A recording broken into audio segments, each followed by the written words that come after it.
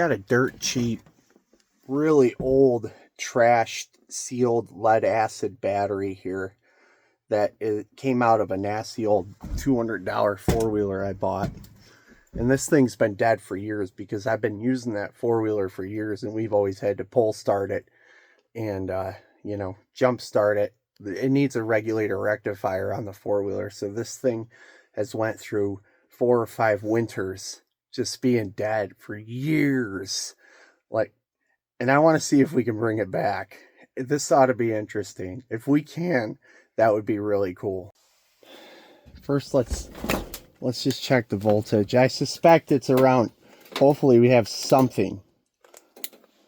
Something is better than nothing.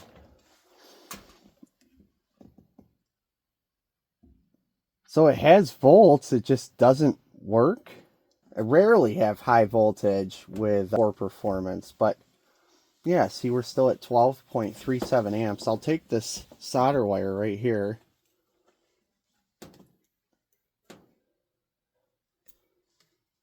And it drops down to 0, but there's just nothing happening.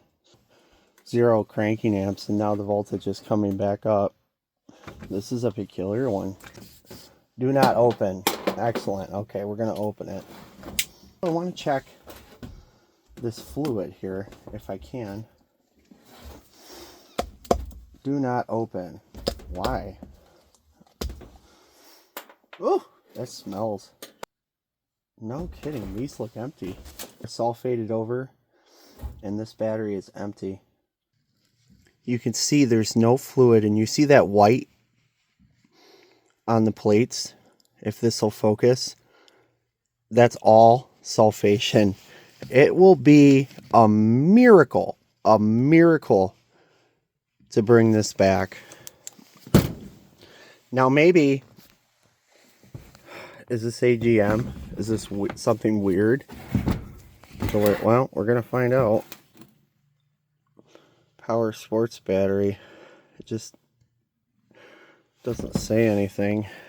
So let's give it some water and see what happens. I'm just gonna haphazardly fill these cells with my regular tap water. This is a big no-no, but I have well water, and it has that's too much, low ppm. I'm not taking this battery too seriously. I don't expect to be able to recover this because of that sulfation, that white that we see. And I'm just trying to go to where the water is barely above the cells. I don't even want to try it on the regular charger and see if that changed our voltage at all. 12.34, about the same. Let's directly short it with solder. Oh, there's a little more something now. I feel like we got a teeny spark, but it's not, you know, heating up or melting the solder. Look at that cell when I'm shorting it. That one's boiling. That is interesting. There might be a little something left in this guy. I don't know. Look at that. Our voltage is the same at, let's do it again. Down to 12.26 from 12.4 or 12.34. And when we short it, it has no cranking amps. It seems like it's getting more cranking amps now.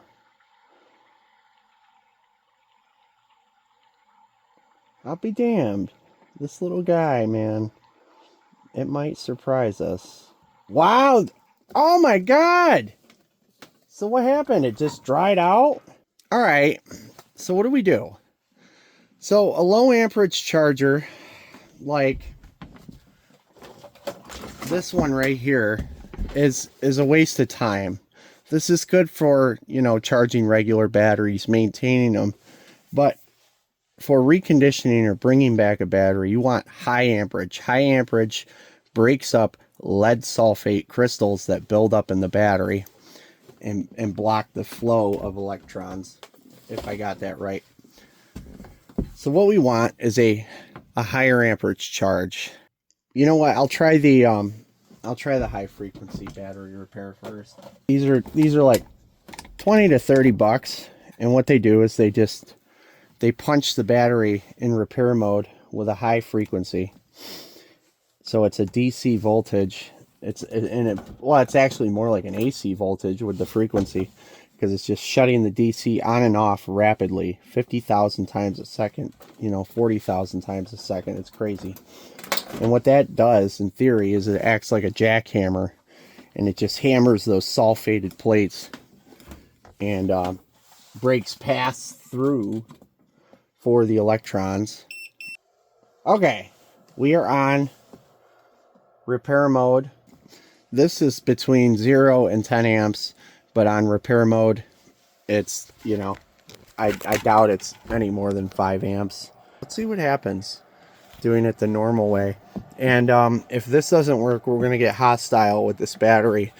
And if the welder doesn't work, then I'll try even hooking it up to regular 120 volt AC, because I've always wanted to try that.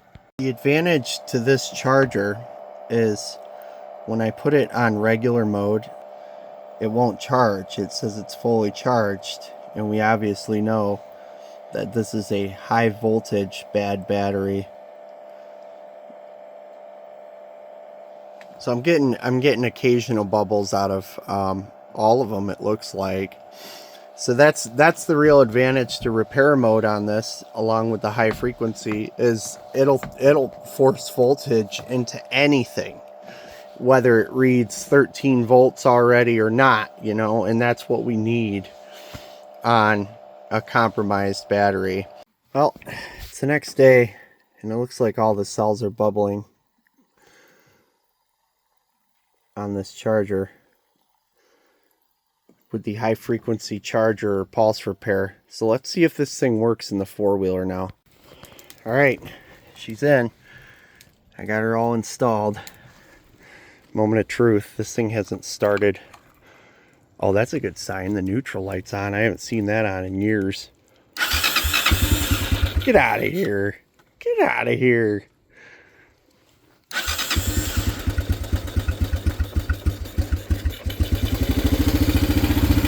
I wonder how many times we can stop and start it. That is crazy. It got all of its cranking amps back. Let's try it again.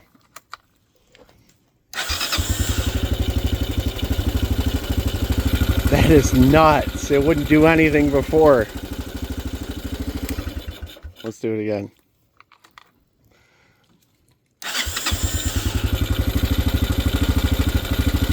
Wow.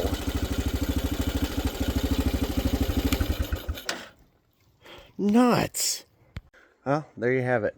A battery that hasn't done shit for years, has froze and refroze, was all sulfated. It was just terrible, despicable shape. Like, I never imagined in a million years I could bring that one back, but I brought another one back with that stupid, cheap little high frequency charger.